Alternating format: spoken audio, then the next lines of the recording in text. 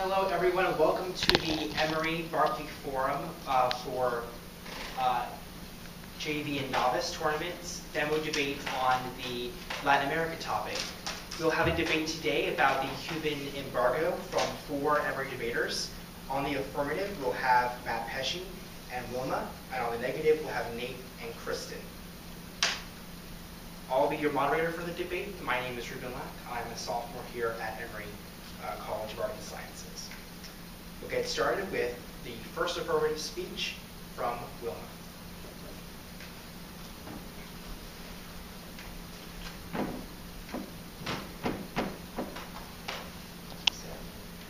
We propose the following plan: the United States, federal government, and the embargo on Cuba. So our first contention is inherency. Even though the United Nations has condemned it for the past 20 years, the U.S. refuses to lift the Cuban embargo. This is RT in November 2012.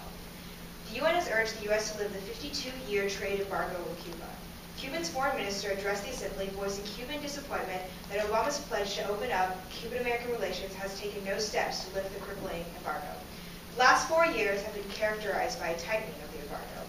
Rodriguez qualified the embargo as a systematic violation of human rights on the people of Cuba. Contention 2 is harms. Our first advantage is human rights. The U.S. embargo on Cuba is unacceptable. Every facet of Cuban society is touched, creating permanent economic hostility and massive suffering and deprivation in Cuba. This is Kovalik, the adjunct professor of law at the University of Pittsburgh in 2013.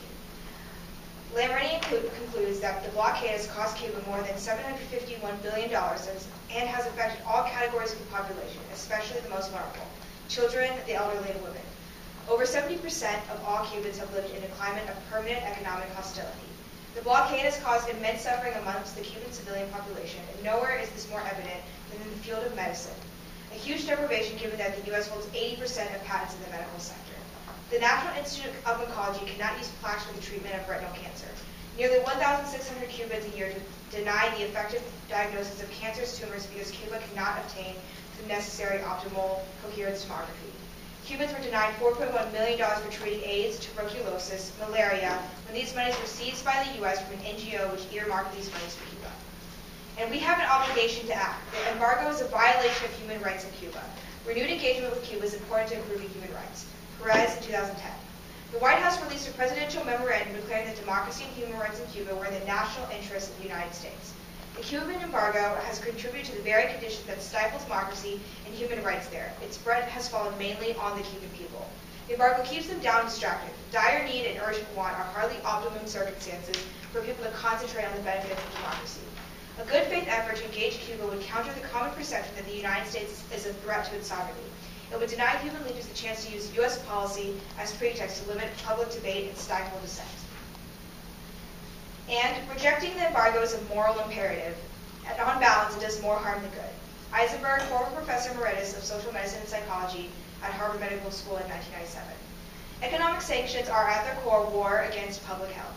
Our professional ethic demands the defense of public health. We have a moral imperative to call for the end of sanctions. Having found the cause, we must act to remove it. And finally, our third contention is solvency. Lifting the embargo would help improve the situation for people in Cuba and boost the U.S. image on human rights issues. This is Trani in 2013. The American embargo has a significant impact on different parts of the economy in Cuba. My own trip to Cuba reinforced the call for such actions. What we heard was puzzlement over the embargo and strong feelings that it was hurting the people of Cuba. Since the collapse of the Soviet Union, the absolute poverty rate has increased significantly in Cuba. What a positive treatment for American foreign policy would be for the United States to end its embargo and establish normal diplomatic relations with Cuba. We would be taking both a humanitarian course of action and making a smart diplomatic gesture. The time is right, and all our policymakers need courage to bring about this change. Stand open for Press X. Okay, so the affirmatives plan would remove the Cuban embargo that currently exists. Is that correct? Yeah. Okay, so I guess subsequently the sanctions on the tyrannical regime of the Castro brothers would also be removed, yes or no? The economic sanctions. Yeah, the economic sanctions that are currently preventing them from kind of, enabling a stronger regime that's hurting the population within Cuba. So I guess my secondary question to that answer is then, how would removing the embargo on people like the Castros help human rights in Cuba? Okay, so what our cards talk about is right now, current economic sanctions first of all, don't allow valuable medical supplies to be exported into Cuba because the U.S. holds a lot of technology within the medical sector, about 80%. So we argue that, our card argues that this is a violation of human rights because, Cubans are denied access to regular public health. What about a denial of access to political participation and basic voting rights? So basically I forgot what card that is. Our card, our Perez card talks about how right now Cubans are only focused on basic needs. Health is number one concern. You have to focus on this before you can focus on things like democracy.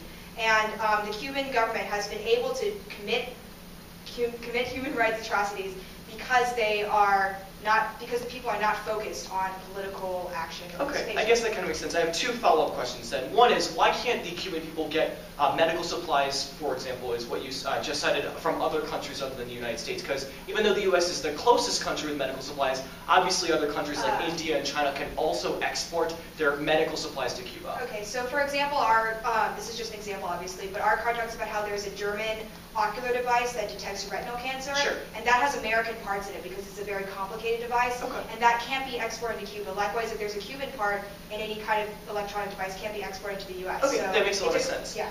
In what instance would it be okay to violate human rights at the expense of saving other lives?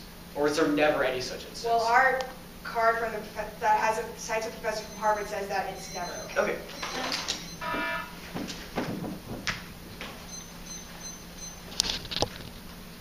A few quick notes before we start the 1NC, just for us to look back on the 1AC and the cross-ex. First, we have to note that the cross-examination of the 1AC was done by the 2N, and that's the order that you'll also follow in middle school.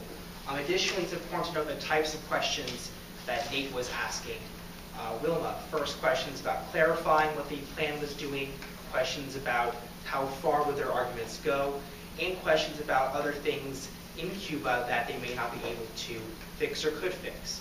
All of these are acceptable questions, and the kind of exchange they had going back and forth where she was giving quick responses based on her evidence is the kind of answer that you want to give in your own debates. So next we'll have the 1NC by Kristen.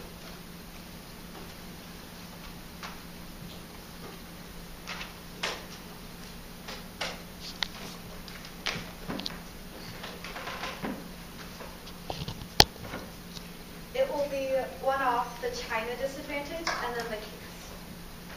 First is the China disadvantage. A is uniqueness. Chinese influence in Latin America is high now. The U.S. is slipping due to a lack of economic investment. This from Xiao Xia in 2013. China is busy in America's backyard. Chinese businesses have been expanding their footprint in Latin America with enhanced trade to ensure a steady supply of bulk commodities. China has become Latin America's second biggest investor, and this trend risks undermining the position of the United States as Latin America's single dominant trading partner. And B is the link. The plan increases U.S. engagement, which trades off with Chinese involvement in the region. This from Watson in 2009. The U.S. and China claim that each is serious about adopting the philosophy that economic growth is a net benefit for all, not a zero-sum game.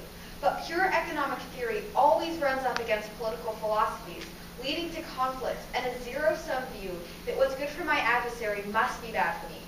With U.S. interests directed elsewhere, it seems highly likely that Beijing will be able to maintain the level of involvement in the region it already has.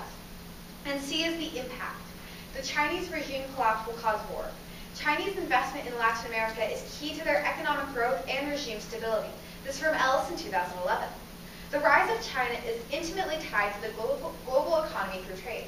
The PRC leadership sees the country's sustained growth and development, and thus the stability of the regime, as threatened if the U.S. is able to block global institutions from supporting Chinese interests in Latin America. The PRC has leveraged hopes of access to Chinese markets.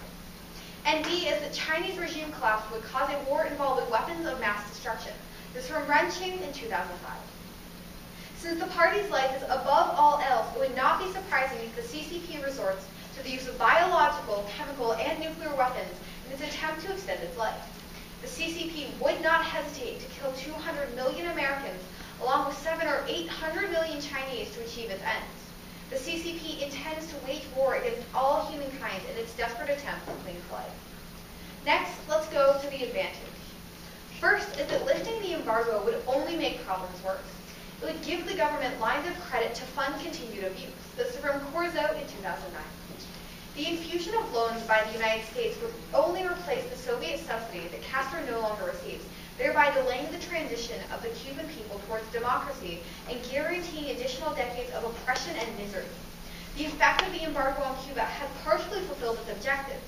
It prevented Castro from obtaining loans and lines of credit that would allow him to finance his permanence in power and avoiding the growth of the indebtedness of Cuba without benefit of the population.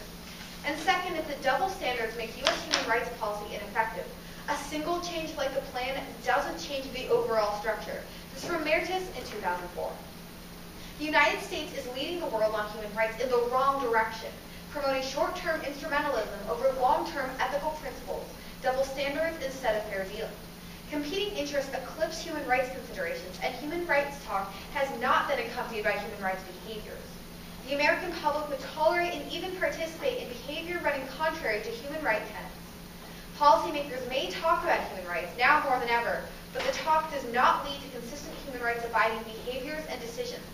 The manner in which human rights have been understood and applied threatens to strip human rights ideas of their central content, and the use of a double standard may be devastating both for U.S. human rights foreign policy and for future human rights, weakening the United States' claim to lead globally through moral authority and undermining the legitimacy of human rights norms.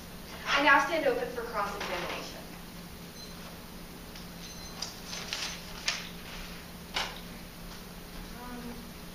What if we talk about the disadvantages? Sure. Okay, so your impact talks about how if there's a regime collapse in China, it leads to war, right? So the warrant about the card talks about, you know, the global economy, trade. Where does it speak about Latin America and how it specifically would Latin America cause? Absolutely. The Ellis evidence specifically says that in Latin America, if the U.S. were to find ways to prevent China from exploiting their resources and pursuing their interests, it could cause some sort of collapse, and the PRC would leverage that as a way to essentially cause violence in other places. Right, but the card says Latin America, right? It doesn't talk about Cuba at all. No, it's only specific to Latin America as a whole. Okay, so what ventures does China have in Cuba right now? Specifically, Cuba acts as a sort of locus point for them to further explore other places in Latin America, which means they need access to Cuba so they can get resources from other places. But your card doesn't say that, right? No, it mentions Cuba, but doesn't specifically say that. Okay, so what goods does China buy from Cuba? I'm trying to get an idea of what why Cuba is specifically key, I guess. The Shia evidence talks about resources, specifically energy resources in terms of Cuba. So Cuba has oil, or what? Not just oil, things like expanding electricity markets, any sort of resource development that's going on. And Cuba is the pinnacle of all things like Latin America, when it comes to Latin America with China then. We'll say Cuba is definitely a key access point for China to reach the rest of Latin America. And that's because of energy, because of resources. Yes. That's it, right? So all the other countries don't matter as much. It's not that they don't matter, it's just that Cuba is their access point to those other countries. Okay, cool. So on the case debate, you talked about double standard. Let me make sure I'm getting this argument right. So it's that the U.S. can't say we are going to help human rights in other places when we commit human rights ourselves. Absolutely. Violations ourselves. The Merits evidence talks about how even though we talk a lot about how we have good human rights, we don't, and that creates a double standard for other countries.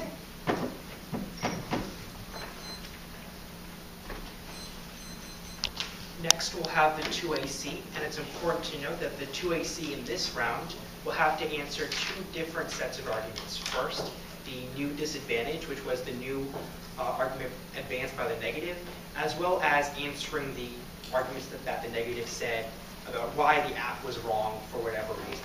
The 2AC has to make sure that he or she answers all of those points, because this will be the app's last chance to introduce new evidence. The 2AC will be given by Matt Pesh. Thank you, Professor L. I'd like to start with the human rights advantage and then transition to the China disadvantage. If it's all right, Professor, I'm going to begin. The first argument is patently denied by the current situation. The fact that there's no democracy or human rights in Cuba now fundamentally denies the thesis of the claim that the embargo is good.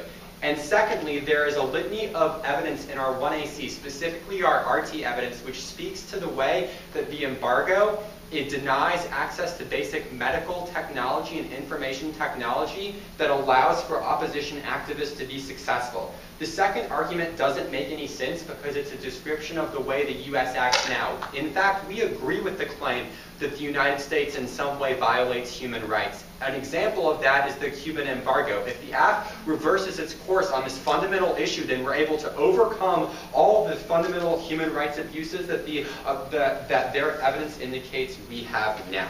Now, the China disadvantage.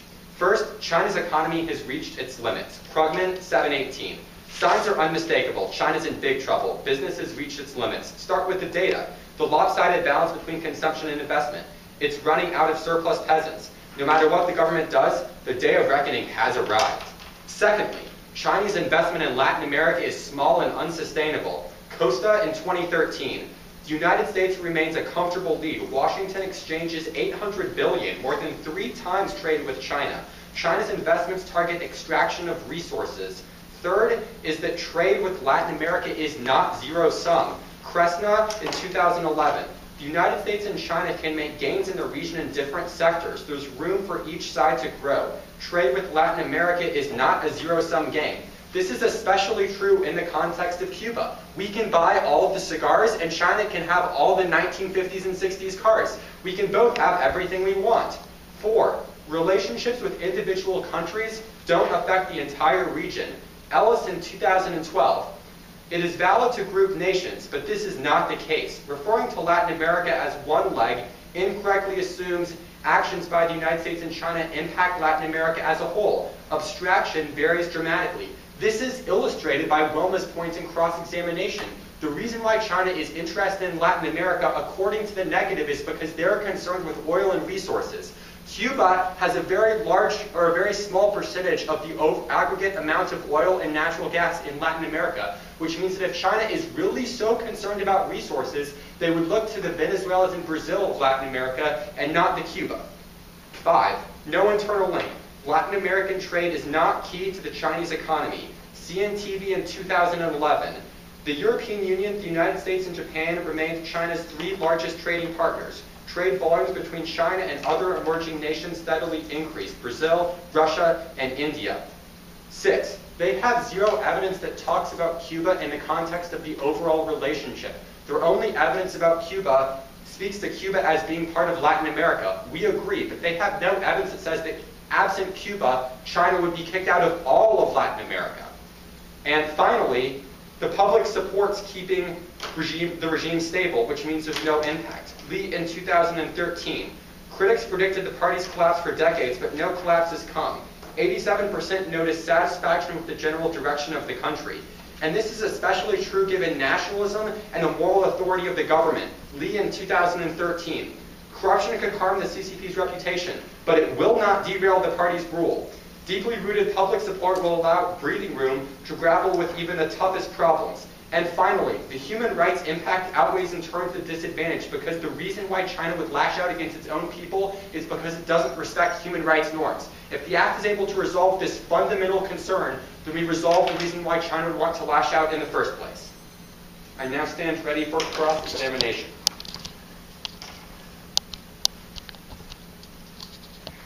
I'd like to start by addressing the last point you made. How would the United States promoting democracy and human rights in South America ever change the way China conducts their human rights policies?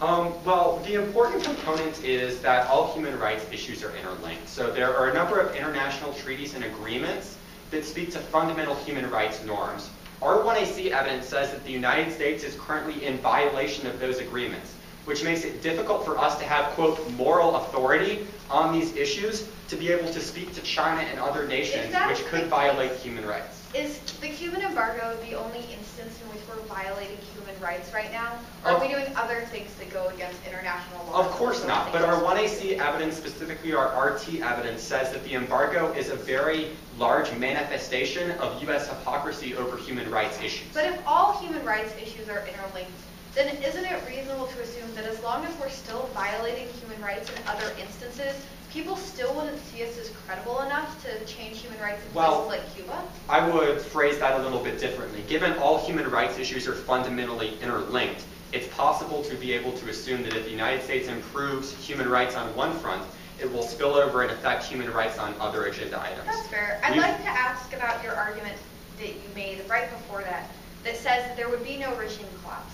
This piece of evidence is talking about how if there were corruption within the Chinese government, the regime would not collapse, but never mentions economic collapse, which is the reason we think the regime would lash out. What it speaks to is public disenfranchisement as a result of either corruption or the economy. The reason why your evidence from an opposition activist who's not qualified to speak on these issues says that the Chinese government would lash out is because the public would rise up against them. Our evidence indicates the public would never rise up against the government in the first place because they like the Chinese government. About this in the instance of the Chinese government being corrupt, though.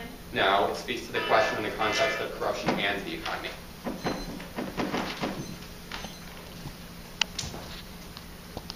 All right, next we'll have the 2NC.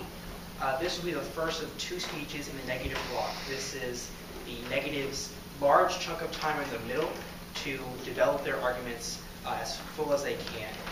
This is a major advantage for the negative because they're able to answer many, if not all, of the app's arguments very much in depth.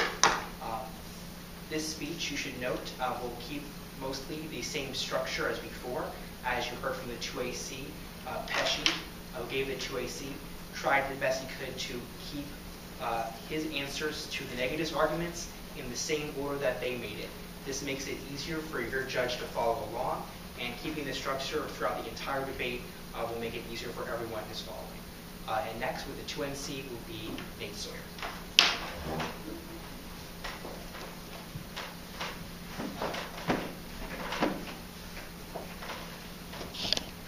I'll be addressing the China disadvantage. The disadvantage outweighs and makes the affirmative's harms of human rights abuses inevitable. CCP regime instability will result in violence to rally domestic support to shore up the political party, which is our 1NC evidence, who's written from a professor who has studied extensively Chinese politics. That would result in a regional war in the most heavily armed region on the planet. That will easily escalate and cause regional democratic backsliding in places like Indonesia and other countries, which also increases human rights abuses. This is Ausland in 2009. When a depression strikes, war can follow. Nowhere is this truer than in Asia, the most heavily armed region on Earth.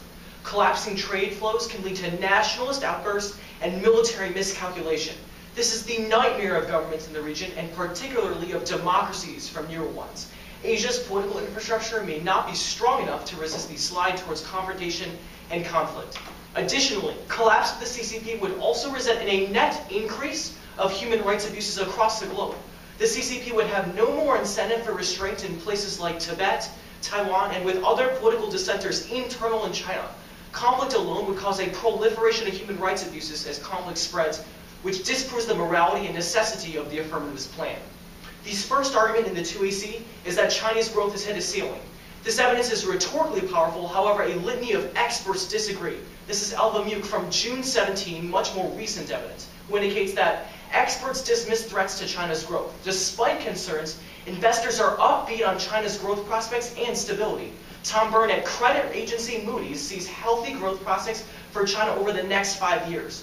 The second argument is that there is no investment and it will be unsustainable. This is just blatantly false. China's investment in Latin America has increased sixfold and is half of all Chinese foreign investment. However, this will only remain true if the U.S. does not enter the region.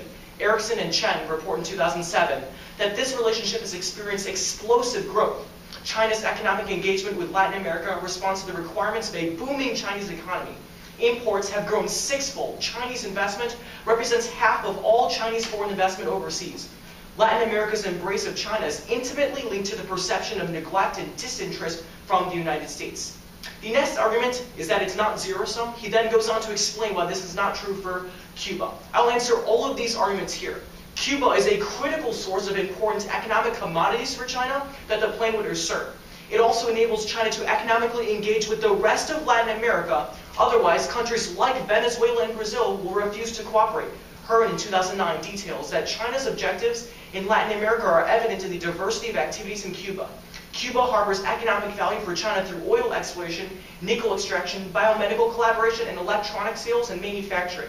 Diplomatic links with Cuba promote China's image as a non-aligned protagonist of South-South cooperation, providing ideological common ground with the 8 mineral-rich countries that make up Latin America's new left.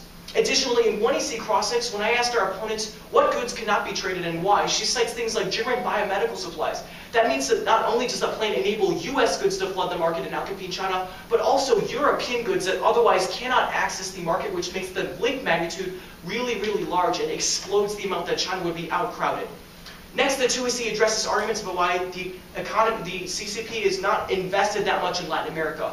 Our 1EC evidence is fantastic on this question. It indicates not only are resources from the region important for the economy, but also the expanding new market for China. This also shores up support for the regime, which directly interlinks and brings a connection between our impact and our link. Here's another piece of evidence from Shapiro in 2005. We see 2 major trends in China's engagement. Rapid growth and development are significant sources of legitimacy for the Chinese Communist Party. The last argument is about public support, which will disappear absent continued economic growth and engagement with Latin America. I now stand open for cross-checks.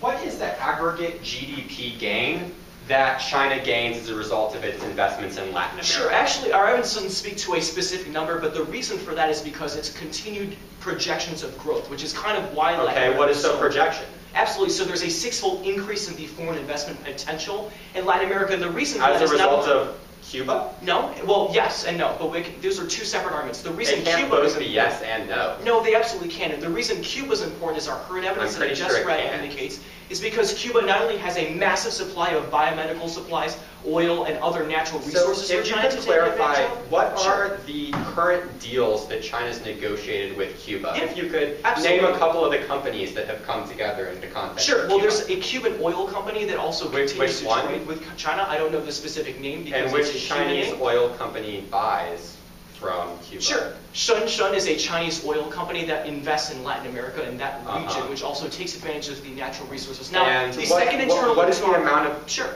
What is the amount of oil that they buy from there's Cuba a ton, and the on a reason basis? for that is because there's a bunch of untapped reserves in that region in the Gulf of Mexico that Cuba is right next to that are going untapped. Chinese cooperation with those Cuban companies enables them to exploit and drill beneath the ocean. Sure. If they're currently untapped now, which by definition means China's not buying that oil, and the Chinese economy is growing, which is a claim that you've made, absolutely. Then why is it that oil matters? For sure, 2 distinct reasons. One is the legitimacy of the CCP is underpinned by the fact that they are promoting this cooperation.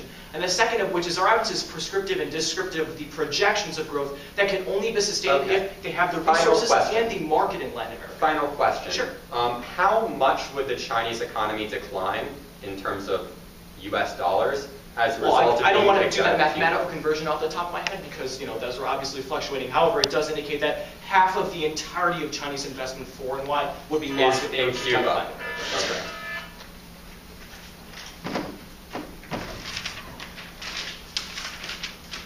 Again, organization-wise, it's important to note that the 2NC did not extend, did not talk about all the negative arguments. Because they have 2 speeches, the negatives will split their arguments in half, roughly in some degree. So in this case, Nate, who did the 2NC, talked about the dissad, and in the 1NR, we'll likely hear about their case arguments answering why they think the Cuba embargo is bad amongst itself, why whatever the AF says is good about it, or good about getting rid of it, is not true. And the 1NR will be given by Kristen.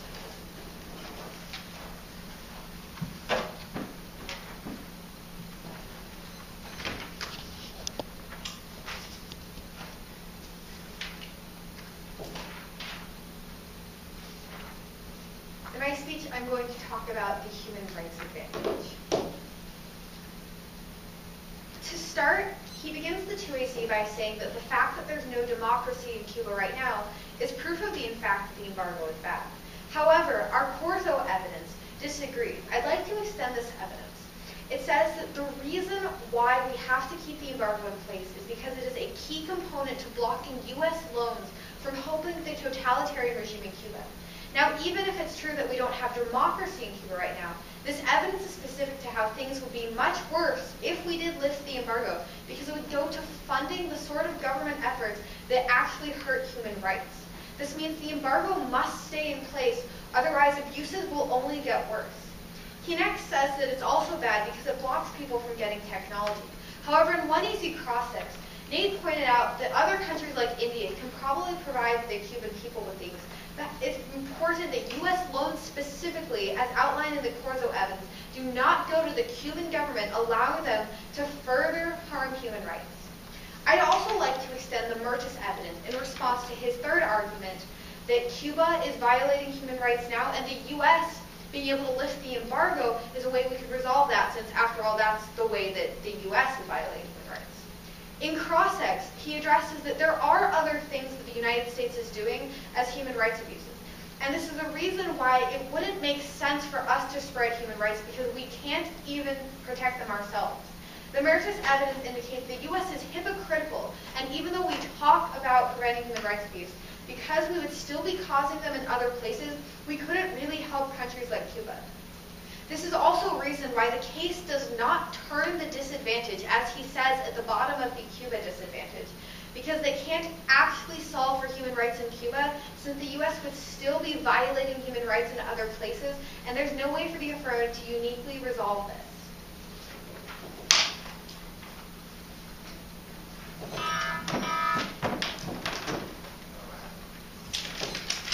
Now that the negative is done with their two speeches, we'll next hear from the 1AR. Now, it's important to note that the 1AR, even though it's a rebuttal speech, will have to answer all the arguments from both of the negative speeches. This makes it a difficult but still important speech to give, because it is the app's response to everything the negative has just said. So as you hear the 1AR, take note of that and see how efficient she is, and discuss that later. For the 1AR, we'll next hear from Wilma.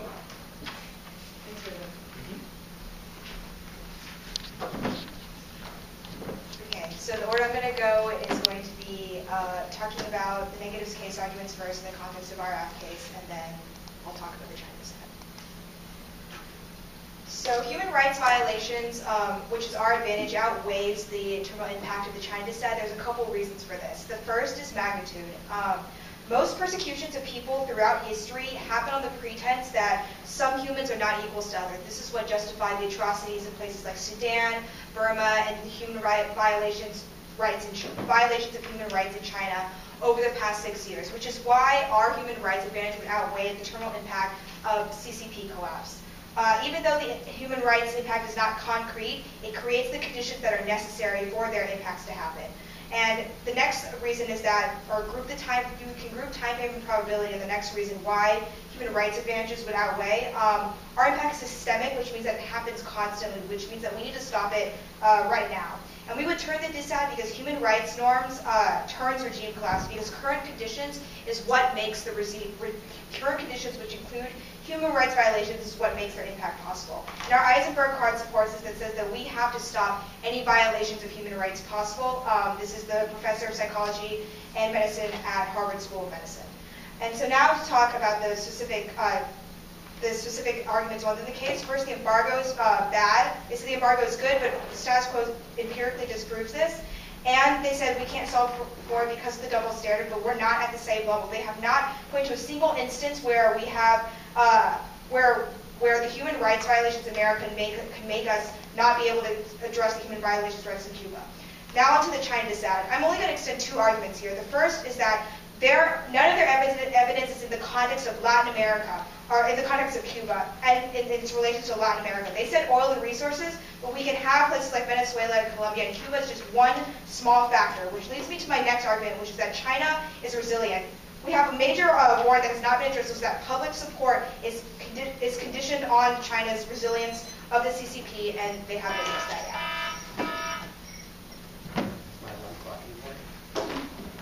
So Wilma did two very good things that helped with her efficiency in answering all the negative arguments to note. First, she did not extend every single affirmative argument. She picked the ones that she thought they were winning on, or that they're best arguments, and extended those. You even heard her on one of the flows extend two particular arguments. Additionally, because some things are similar, she made sure that she grouped them. If she can answer a bunch of arguments with only one thing that kind of applies to all of it, she can group those, and she did that very well. So that's how the 1AR is able to answer 2 negative speeches and still give the last app speech, the 2AR, enough arguments to still be able to possibly win the day. So next we'll hear from Nate for the 2NR. This will be the last negative speech.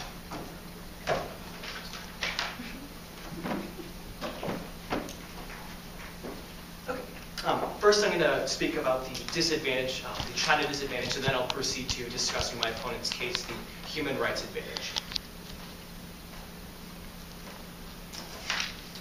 At the end of the debate, the judge will vote negative because the disadvantage and the risk of a Chinese CCP collapse outweighs and turns the affirmative's advantage and will be a net increase in human rights violations. The 1AR does a very good job of the case, but doesn't answer a few of the important arguments at the very beginning of the 2NC, which includes the argument that CCP instability, even if it doesn't totally collapse, leads to democratic backsliding in the region, which increases human rights violations, and also will lead to war and conflict in Asia, the most volatile region on Earth, risking nuclear conflict, massive death, and also increased human rights abuses. That means that even if the plan fixes one instance, it leads to a multitude of more instances of human rights abuses external to the fact that it creates a regional war. She extends 2 arguments on the disadvantage. First, she says it's not in the context of Cuba. In the 2NC, I read a very specific link argument, which is the Hearn evidence, a professor indicating that, quote, links with Cuba promote China's image as a protagonist of South-South cooperation. That provides the, quote, ideological common ground which lays the foundation for China to trade with other countries like Colombia, Venezuela, and tap into those markets. It also specifically indicates that Cuba's resources like oil and biomedical supplies, which is something they've isolated that the plan would change, are necessary for China's resource growth. She also says that public support would shore up the CCP. That does not assume a lack of Latin American engagement and economic decline, which underpins public support. Please proceed to the human rights advantage. The fact that human rights norms are currently abused in China is only a reason why, if they are correct, that they would be modeled in China, they would only increase CCP political illegitimacy and instability. However, they will not be modeled. They've not answered Kristen's analysis in the 1AR that a single policy, especially when there are a bunch of other hypocritical abuses in the U.S., like Guantanamo Bay, means that China won't model U.S. policies. Additionally, they've also not answered the argument that the plan would enable loans and funds to actually fund totalitarianism, which means that the plan is not a net increase in human rights abuses.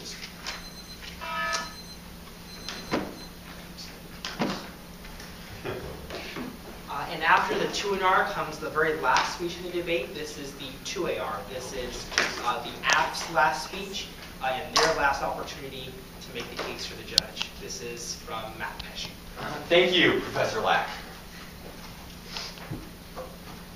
I'm going to start on the advantage, the human rights advantage, and then transition to the China disadvantage.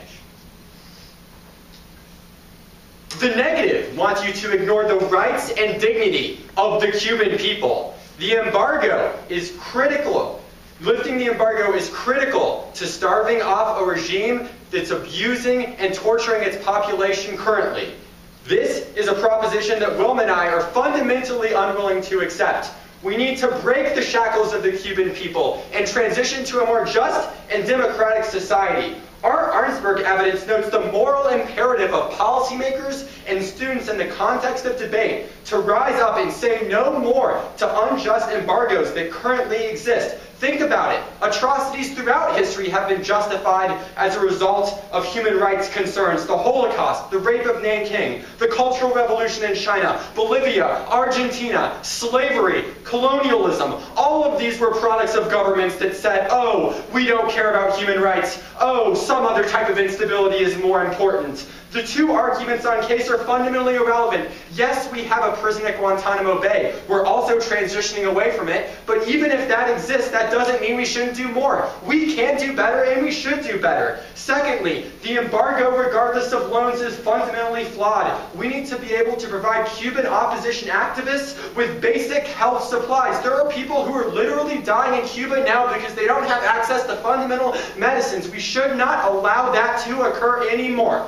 the China dissent. There are really only two arguments I'm going to answer here, and both of our responses are entirely true. First is CCP instability could only happen in a world where human rights norms are disrespected. The AF changes that, which means the case turns the dissent, and the dissent doesn't turn the case. Second is even if China hypothetically got kicked out of Cuba, they would not get kicked out of Latin America. Look at a map and look at the number of countries in Latin America. Then color that map with a highlighter for all the countries who have natural resources. You will find that Cuba, which is a very small country, doesn't affect the entire region. Thank you, Professor Lack. Great.